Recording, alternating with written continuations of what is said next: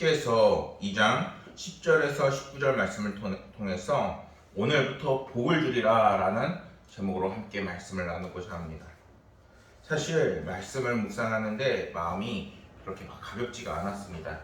일단 지난주에 3부터 보면은 계속 코로나 바이러스는 심해지고 있는 것 같고, 지금은 하향세 추세지만 제가 이제 또 감기가 걸렸었는데 핑통 걸리고 나서 빨리 나아야 되는데 낫지가 않으니까 굉장히 마음이 답답했습니다. 그것뿐만 아니라 세상적으로도 막 전쟁이 일어나는데 사람들이 막 학살이 되고 있다는 그 이야기 속에서 정말 성경이 정말 불티나게 매징되고 있다는 이야기도 듣고, 또 이제 사람들 이야기도 듣는데 요즘 코로나 바이러스로 인해서 너무나도 힘든 시기를 보내고 있다는 것입니다. 우리가 정말 힘들고 어려운 이 상황을 말씀을 막 이렇게 묵상해서 보는데, 오늘 함께 나누는 말씀에서 17절에 보면은 만군의 여호와가 말하노라 내가 너희의 손으로 지은 모든 일에 곡식을 마르게 하는 재앙과 깐부기 재앙과 우박으로 쳤으나 너희가 내가 돌이키지 아니하였느니라. 이런 말씀처럼 진짜 우리 가운데 너무 힘든 재앙이 있는 것이 아닌가라는 생각이 너무 많이 된 것입니다. 그런데 19절 말씀을 보면은 곡식 종자가 아직도 창고에 있느냐, 포도나무, 무화과나무, 석류나무, 감람나무 열매가 맺지 못하였느냐, 이런 모든 절망적인 상황 속에서 주님께서 이제는 돌이키사 마지막 절에 우리에게 딱 너무나도 짧은 구절을 주십니다. 오늘부터 내가 너희에게 복을 주리라. 하나님께서 참 우리의 삶이 계속 고난의 연속이고 어려움의 연속이고, 심지어 정말 희망과 소망조차 볼 수 없는 우리의 인생에 정말 주님이 들여오셔야 우리 가운데 이제 삶이 회복되어지고, 또한 성령 충만의 삶이 이제는 변화가 된다는 것을 우리가 느낄 수 있게끔 하십니다. 인생의 균형방황이라는 제목의 글을 보게 되었습니다. 눈을 가리고 걸을 때 많은 사람들은 똑바로 걸으려고 노력을 해도 결국에는 커다란 원을 그리면서 걷게 된다는 이런 원리가 있습니다. 이를 균형방황이라고 이야기하는데, 이 균형방황은 산속은 또는 혹시 조난을 당하게 되면 종종 우리가 하게 되는 행동입니다. 한번 유난히 눈이 많이 오던 날 알프스 산지에서 한 사람이 길을 잃었다는 이야기를 우리가 들어본 적이 있을 것입니다. 그가 말을 찾기 위해서 눈속을 12시간씩 걸었는데 13일 뒤 그 사람을 구조하기 위해서 그 사람이 갔는데, 그 사람이 12시간이나 걸어서 먼 거리에 있었던 것이 아니라 불과 단 6km 반경에 있었던 곳에서 그가 죽어 있었다는 것입니다. 목표를 향해 열심히 달려갔지만 결국 제자리를 이제 계속 빙빙 돌면서 결국 목표나 목적지를 발견하지 못하는 것이 우리들의 삶에 이런 착오가 있다는 것을 이야기하는 것입니다. 그러면서 이것을 끝내는 두 가지 방법을 제시를 하더라고요. 첫 번째는 곁눈질하지 말고 앞만 성큼성큼 바라보고 가라, 이렇게 이야기하고요. 두 번째는 걷다가 잠시 서고 다시 걷기를 반복해라 라는 이야기를 여기에서 하고 있습니다. 그런데 저는 이것을 들으면서 우리 그리스도인들은 정말 이렇게 가는 것이 답인가 라는 생각을 하게 된 것이죠. 우리가 첫 번째로 찾아야 할 것은 우리의 삶을 지도하시는 하나님의 말씀, 성경이 우리 가운데 있다는 것을 우리가 잊지 말아야 하고, 둘째는 우리의 삶을 인도하는 성령님이 반드시 우리와 함께 한다는 것을 우리가 되찾아야 한다는 것입니다. 오늘 말씀 학개서에서는 바사왕 고레스의 그 칙령으로 고향으로 귀향한 이제 이스라엘 백성들을 향해서 이제는 학개 선지자가 선포하고 있는 말씀입니다. 이때 당시 두 명의 선지자가 활동을 하게 되는데, 한 명은 스가랴 선지자고 한 명은 학개 선지자입니다. 근데 이 학개 선지자는 이제 바벨론에 잡혀간 포로 유다민들, 그들 중에서 수르바벨을 인솔해서 온 BC 537년에 1차 귀환하게 되고, 그리고 BC 536년경 이제 성전을 재건축하는 이 상황을 이야기하고 있는 상황입니다. 그런데 BC 534년 사마리아 사람들을 비롯해서 이방 민족들의 그 집요한 방해로 공사가 중단이 되게 됩니다. 이러한 다리오 왕 2년 BC 520년경 무려 14년 동안 성전이 재건축되는 그 기간이 14년이나 되게 되는 것입니다. 정말 엄청나게 긴 시간을 그들이 성전을 건축하려고 하면은 이방 민족에서 방해하고, 그리고 이제 건축하지 못하고 좌절하게 되는 상황이 이들 가운데 계속해서 펼쳐진다는 것이죠. 근데 이게 너무나도 안타까운 이유가 뭐냐면은 그들이 자신들의 고향 정말 잡혀갔다가 포로가 돼서 왔는데 그들이 제일 처음 먼저 한 것이 바로 성전 건축이었다는 것입니다. 자신들의 집보다도 성전 건축을 먼저 했는데 그러한 방해를 받게 되면서 무려 14년이나 자신들의 뜻과 의지가 좌절이 되는 것입니다. 물론 여기에 하나님의 뜻도 분명히 있을 것입니다. 그런데 왜 하나님께서는 정말 이 상황을 해결해 주시지 않고, 또한 왜 우리가 이런 상황을 이겨나갈 수 없는지를 이 사람들 속에서는 정말 힘든 어려운 상황이었다는 것입니다. 이런 성전 회복은 예배 회복을 넘어 이제는 하나님의 관계의 회복이 다시 회복되어져야 하고, 이스라엘 백성들에게 하나님의 축복이 임할 것이라는 말씀을 선포하고 있는 부분입니다. 오늘 말씀의 학계 선지자가 선포하는 말씀은 4편의 설교 가운데 세 번째 설교인데, 계속되는 성전 건축의 좌절로 이스라엘 백성들이 어떤 지경에까지 이르냐면은 자신들이 어떤 상황이 있는지조차 이제는 망각하게 되는 영적 무감각함 속에 빠지게 되는 것입니다. 나태가 심해지고 성전 건축은 뒤로 미뤄지면서 학계 선지자는 이제는 첫 번째 설교를 통해서 하나님의 책임감과 권고가 너희들에게 있다고 먼저 이야기합니다. 그들의 나태함과 낙담한 영적 상태가 이제는 깨어서 새롭게 변화되어야 됨을 이야기하는 것이죠. 그래서 그들은 성전 건축을 재개한 지 한 달도 못해서 이제는 실증을 느끼기도 하고 환경적 요인을 핑계로 낙담하게 됩니다. 당시 이 두 선지자 학개와 스갈의 활약으로 이제는 이스라엘 백성들이 다시 한번 거룩함에 힘쓰고 성전 건축에 매진하게 되는데, 그들을 향해서 두 번째 설교로는 그들이 새 성전 공사를 재개를 이제는 위로하시고 스가랴 선지자를 통해서 이스라엘 백성들이 회개하게 하십니다. 사실 이 말씀을 들을 때에도 사실 이 상황이 납득이 되지 않았어요. 왜냐하면 그들이 가장 먼저 한 것이 성전 건축이었단 말이에요. 그런데 그들을 향해서 힘들고 어려운 와중에 그들의 마음을 찢고 그리고 다시 한번 주님을 바라보라는 회복의 말씀을 주고 계시다는 것입니다. 회개하라. 이제 그들이 이전에 핍배했던 삶을 버리고 축복의 삶으로 들어가기 위해서는 다시 한번 회개를 하고 온전히 주님을 바라보는 삶이 돼야 된다는 것입니다. 근데 사실 이게 쉽지가 않아요. 왜냐하면 그들은 이미 많은 고통을 겪고 심지어 지금은 좌절하고 낙담해 있는 상태였기 때문입니다. 오늘의 본문 10절과 13절 말씀에서도 보면은 하나님의 그 지시를 따라 학개 선지자가 백성들을 대표하는 제사장들 간의 그 문답이 나오게 됩니다. 두 번의 문답을 하는데, 그것은 그들이 정말 제사장들은 하나님의 규례와 의식을 정말 잘 알고 연구하는 사람들인데 그들을 향해서 이렇게 질문을 하고 있는 것입니다. 두 번에 걸친 질문은 당시 포로 귀환한 이스라엘 백성들이 하나님 앞에서 어떤 영적 상태에 있는지 먼저 그것을 하나님께서 깨닫게 하시는 질문이었습니다.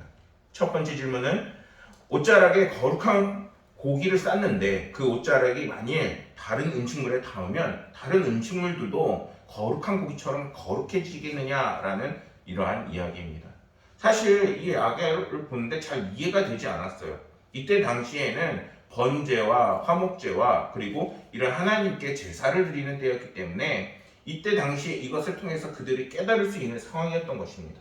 그렇다면은 하나님께서 학개를 통해서 이와 같은 질문을 제사장들에게 하시는 이유는 무엇일까요? 그것은 이때 당시에 포로에서 귀환한 이제 이스라엘 백성들이 갖고 있었던 그 신앙의 모습이 이제는 내가 단순히 예배를 드린다고 해서 거룩해지는 상황이 아니었다는 것이죠. 그들이 정말 힘들고 어렵고 절망하고 낙담하고 있는데 그 상황 속에서 단순히 예배를 드린다고 해서 그들의 상태가 나아지고 하나님께서 능력을 주실 수 있는 상황이 아니었다는 거예요. 절망 속에 절망이 있는 것이 그들의 상황이었다는 것입니다. 그렇다면은 여기서 거룩한 고기는 하나님께 드려졌던 제물로서 이제는 하나님께서 이것을 통하여서 이제는 더욱더 우리가 그 거룩한 고기와 같이 이제는 우리의 삶이 회복되어야 된다는 것을 이야기하고 있는 것입니다. 거룩한 고기는 특별한 제사 의식에 쓰여진 것을 상징을 합니다. 율법에 의하면 거룩한 고기와 접촉한 것은 사람이든 옷자락이든 거룩한 것으로 여겨졌습니다. 하지만 거룩한 고기에 옷자락에 접촉한다고 해서 그것까지 다른 물건까지 거룩해지는 것은 아니었습니다. 첫 번째 질문을 통해서 말하고자 하는 것은 이제는 이스라엘 백성들이 이제는 형식적인 그 모습을 버리고 더욱더 주님을 온전히 바라보며 너희들도 이제는 거룩한 삶이 되어야 된다는 것입니다. 디모데전서 4장 5절 말씀을 보면 이렇게 말씀합니다. 하나님의 말씀과 기도로 거룩하여짐이라. 그렇다면 우리는 어떻게 거룩해질 수 있을까요? 그것은 이제는 하나님의 말씀과 기도를 통해서 하나님을 만나야 되는 것입니다. 오늘날 우리가 정말 좋은 시대를 살아가고 있는 것이 다양한 콘텐츠들이 있어요. 막 저 같은 경우에도 아까 교회를 청소하면서 이제 스토리 바이블도 듣고 그리고 또 아침에 일어나서는 찬양도 듣고 정말 하나님의 영적인 그 은혜와 성령 충만 가운데 있으려고 많은 애를 씁니다. 오늘날 우리가 살고 있는 시대는 정말 혼잡하고 정말 다양한 문화들이 혼돈에 있는 그러한 환란의 시대입니다. 그 속에서 주님의 십자가를 붙잡고 나아가기 위해서는 정말 우리 가운데 정갈하고 거룩해 되는 노력이 많이 필요합니다. 하나님께서는 그들의 예배가 정말 거룩하지 않다라고 말씀하시는 거예요. 그들이 너무나도 절망하고 낙담해서 이제는 그 안에 주님의 말씀이 들어갈 틈이 없는 거예요. 그것이 오늘날의 성도 같다는 것이에요. 오늘날 코로나 바이러스로 인해서 낙담하고 전쟁으로 인해서 정말 힘들고 어려운 삶을 살아가고 있는 그 와중에서 그들이 정말 회복되고 희망을 붙잡고 소망을 붙잡고 나아가기에도 부족한 상황 가운데 너무나도 힘든 상황을 받고 있는 것은 그 속에 주님이 계시지 않기 때문인 것입니다. 그렇기 때문에 우리 가운데 가장 먼저 필요한 것은 무엇이냐? 이제 회개와 그리고 주님을 만나는 그런 계기가 우리 가운데 있어야 된다는 것입니다. 그것을 무엇으로 되느냐? 말씀과 기도라는 것입니다.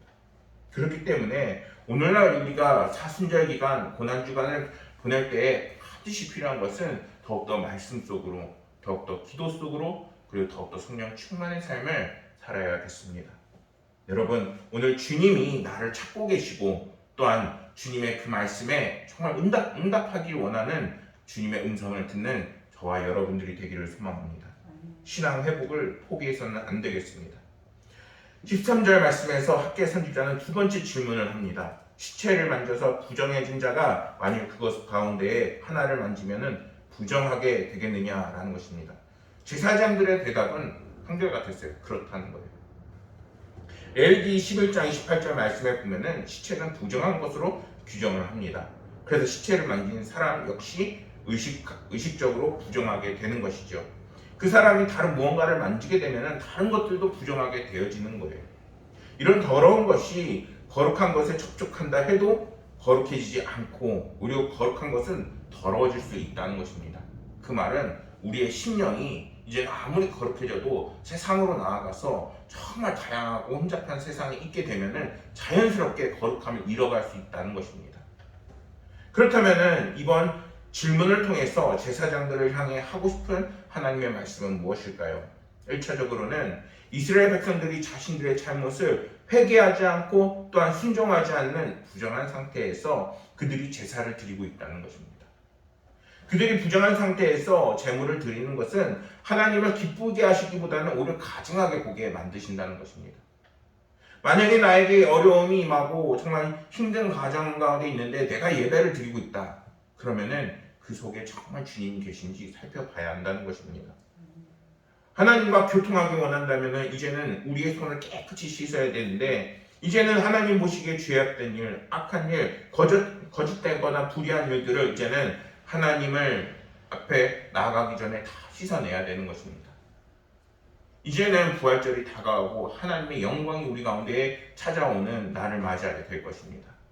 그 전에 우리가 정말 해야 되는 것이 무엇이냐? 이제는 하나님 앞에 우리의 모든 잘못된 것, 그리고 불의한 것, 그 모든 것들을 다 내려놔야 한다는 것입니다. 그래야 하나님의 영광으로 가득 찬 부활절을 맞이하게 되고 하나님이 주시는 기쁨이 가득 찬 날을 이제는 우리 가운데 맞이하게 되는 것입니다. 지금이 고난과 혼란과 어려움이 가득한 시기가 될 수밖에 없는 거예요. 사단은 우리를 끊어놓으려 하고 하나님과 단절되게 만들려고 하는 끊임없는 관계를 우리에게 보여줍니다. 그런데 우리가 그 속에서 유념해야 하는 것은 이제는 하나님께서 오늘날 정말 진실되고 겸손하고 거룩한 우리들을 부르고 계시다는 것입니다. 이제는 우리가 예수 그리스도의 삶이 우리에게 보여주셨듯이 우리도 예수 그리스도의 그 제자가 되어 삶이 예배가 되는 자신의 십자가를 지고 가는 삶이 되어야 되는 것입니다. 15절과 17절 말씀을 보면은 하나님은 포로 귀환한 이스라엘 백성들이 정말 애쓰고 수고했지만 정말 그들이 그 열매를 거두지 못하고 있는 것을 말씀하십니다. 그리고 그것은 곡식을 마르게 하는 재앙, 깐부기의 재앙, 우박의 재앙이 그들에게 덮쳤기 때문이라는 것입니다. 세 가지 중에 한 가지만 덮쳐도 농사는 정말 치명적이에요.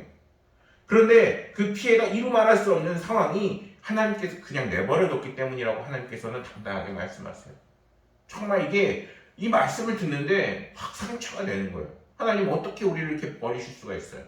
이렇게 힘들고 어려운 와중에 하나님의 백성들은 주님을 찾았는데 어떻게 우리들을 이렇게 내버려 두시고 버려 두실 수 있는 것입니까?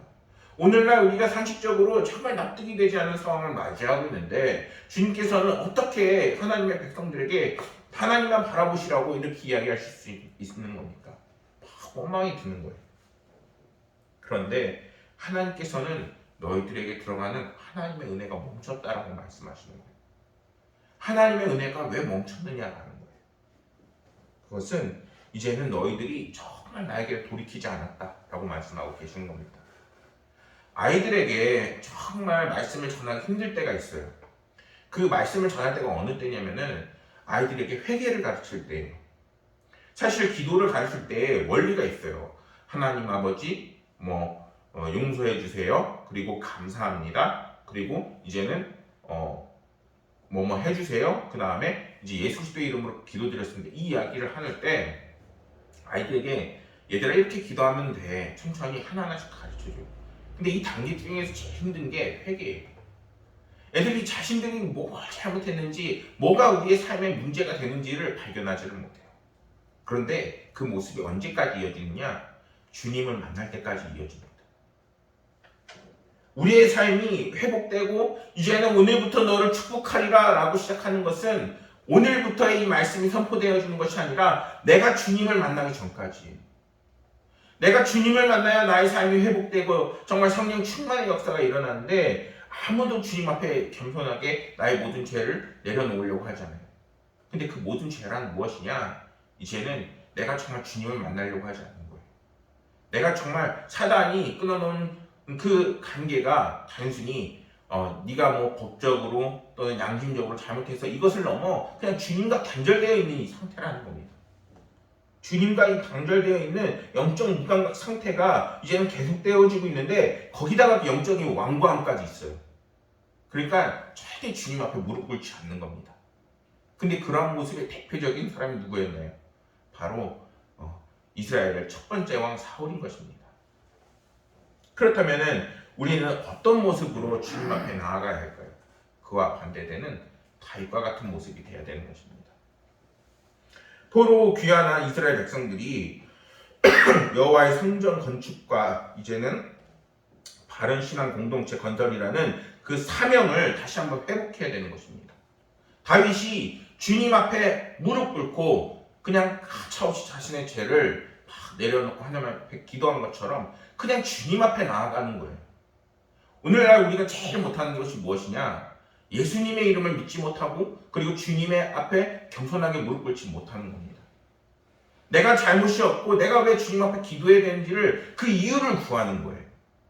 오히려 주님은 그냥 주님의 이름을 부르고 주님이 나를 얼마나 사랑하셨는지를 그냥 우리가 고백하면은 우리의 모든 죄를 용서해 주시고 이제는 우리를 깨닫게 하시고 지도하시는데 이제는 그 지도를 못 받고 있는 것입니다.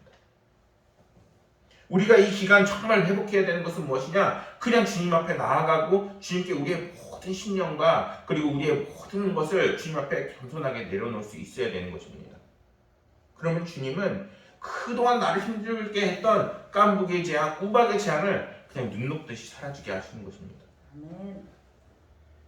겨자씨의 4가지 마음이라는 글을 보게 되었습니다. 잠언에서 강조하는 것 중에 하나가 마음을 지키라는 것입니다.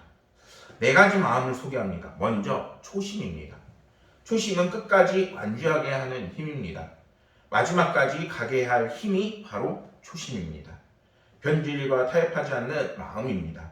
초보자에게는 물론이지만 익숙한 경지에 오른 사람에게 더욱더 중요한 것이 무엇이냐? 바로 초심입니다. 두 번째 마음은 진심입니다. 사람들은 눈치가 빠릅니다. 아무리 그럴싸하게 포장을 해도 진심이 아닌 그 시간이 조금만 진심은 이제 시간이 지나면 반드시 알 수가 있다는 것입니다. 그래서 진심을 말하면 볼륨을 높여 막 이야기하지 않아도 알아들을 수가 있습니다. 내 마음이 받아들여지지 않는 것은 우리의 마음이 진실하지 않기 때문인 것입니다. 세 번째 중심은 이제는 중심만 있으면 극단적인 상황에서도 흔들리지 않는 그 중심의 마음입니다. 무엇보다 하나님이 보시는 그 중심이 중요합니다. 작가는 전쟁통에서도 글을 쓴다는 말이 있습니다. 코로나로 이제 어수선하지만 중심이 있는 사람은 이 상황에서도 자신의 사명을 묵묵히 감당할 수 있는 것입니다. 마지막으로 합심입니다.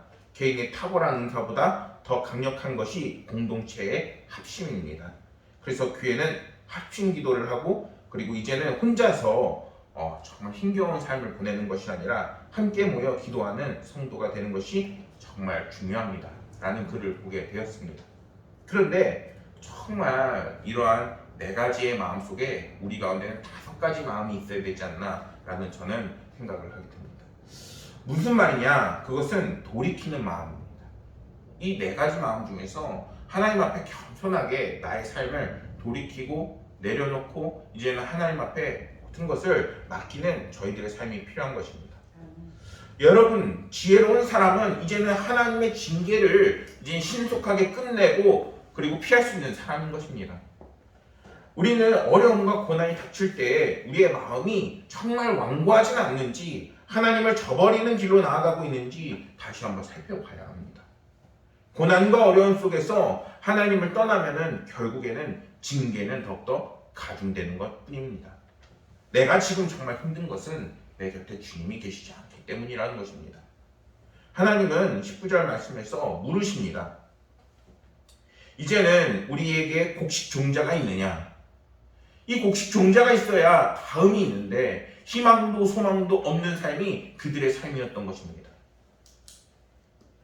주님께서 몰라서 묻는 것이 아닙니다. 이제는 그 바벨론 땅에서 귀환한 이스라엘 백성들이 땀을 흘리며 곡식을 거두어들이는 그 삶이 이제는 회복되어서 열매 맺는 삶이 되어야 됨을 하나님께서는 알고 계시고 이제는 그러한 삶이 되라고 우리에게 축복의 말씀을 이제는 회복의 말씀을 주시고 계신 것입니다. 사랑하는 성도 여러분, 고향으로 돌아온 그들이 수고했음에도 이렇게 비참한 지경에 이르는 것은 무엇일까요? 그것은 그들에게 복의 근원이 되는 하나님과 함께하는 그 은혜가 없었던 것입니다. 오늘날 우리의 삶 가운데 회복이 되어야 되는 것은 무엇인가요? 이제는 우리 가운데에 주님이 들어오시는 은혜가 가득 넘쳐야 되는 것입니다. 조금이라도 우리의 가운데에 주님 오늘은 이만큼만 드려요. 그럼 저 반만 드리고 주님 오늘은 이만큼만 드려요. 그래서 3분의 1만 드리고 이렇게 되어져 버리면 우리는 그만큼의 은혜도 받지 못하게 되는 것입니다. 우리가 이제는 전적으로 주님 앞에 우리의 모든 것을 내려놓는 회개의 삶, 그리고 하나님과 함께 되는 삶, 그리고 성령 충만의 삶으로 들어가야 되겠습니다. 무너지는 공사가 이제 재개되자 무려 4년 만에 다리오 왕 6년, BC 516년에 왕궁을 보게 되는 말도 안 되는 일이 벌어지게 됩니다. 하나님은 축복을 내리시면은 이러한 가차없이 정말 무지막지하게 은혜를 더하여 주십니다. 오늘날 코로나 바이러스로 힘들고 어렵죠. 정말 우리의 삶의 회복이 되길 원하시죠. 정말 하나님께서 이 모든 기간을 이제는 회복으로 채워나가실 수 있기 위해서는 우리 가운데 주님이 들어오셔야 됩니다. 이 거룩하고 그리고 우리의 삶이 회복되는 놀라운 역사는 주님이 우리 가운데에 오실 때 가능하게 되는 것입니다. 이제는 우리의 삶의 열매 맺기를 소망합니다. 근데 그것은 우리가 회개할 때 가능한 것입니다. 회개가 부담스러운 것이 아니라 주님을 만나는 것임을 우리가 기억하고 또한 그것을 통해서 우리의 삶이 회복되고 은혜가 넘치는 삶이 되시기를 간절히 소망하겠습니다. 기도하겠습니다. 아버지 하나님, 하나님께서 오늘부터 복을 주리라 라는 하나님께서 그 말씀을 말씀하셨습니다. 그러한 복이 이제는 오늘날 보강 은혜가 감리교회 성도들에게 임하게 하여 주옵소서. 주님을 만나는 시간이 되게 하시고 주님과 함께 나아가는 모든 시간과 매 순간이 되게 하여 주옵소서. 다른 것이 복이 아니라 주님과 함께 연합하고 다시 연결되는 것이 복이오니 주님과의 그 관계가 더욱더 끈끈하여지고 회복되어지고 정말 성령 충만의 역사가 우리의 삶 가운데 일어나게 하여 주옵소서. 이제는 고난주간을 보냅니다. 사단의 관계를 더욱더 이겨나갈 수 있도록 성령 충만의 은혜를 더하여 주옵소서. 하나님께서 우리 하나님의 백성들과 함께 하시고 능력 주시고 성령 충만하게 하실 것을 믿으며 모든 말씀 우리 구주 예수 그리스도의 이름으로 기도드렸습니다.